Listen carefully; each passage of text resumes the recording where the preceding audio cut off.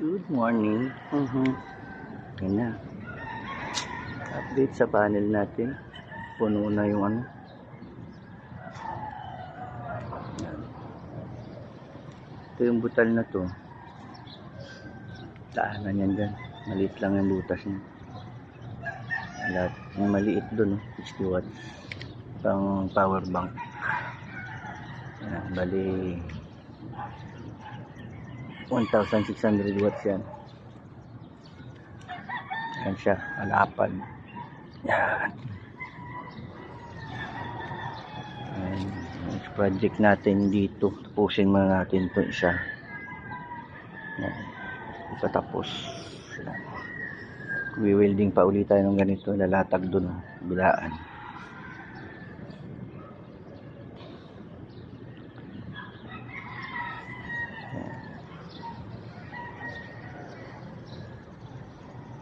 Kaya ng pumuno ng 200 AH yan na 24 volt.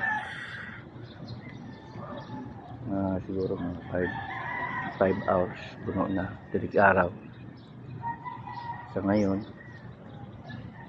kuling-kuling yan.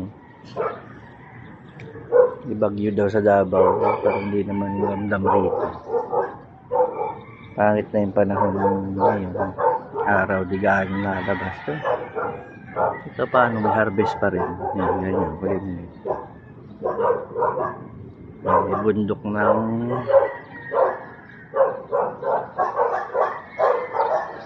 Rizal. Maulap. Yan. Maulap. Ano yung panahon no? Gaano.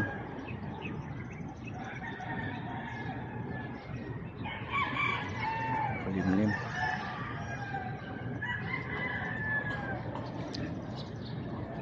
May hangait yan. Nangarawan niya. Dagdag pa tayo rito ng panel na ano. Ganyan natin mga 2 kilowatt na dito sa bila. Kasi ito 600 to eh. Mga 1 ano na lang.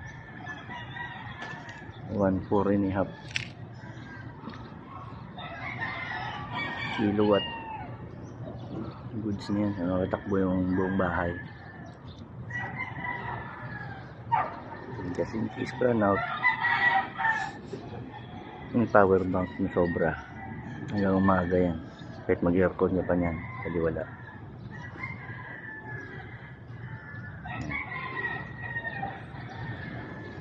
Okay, update na lang tayo.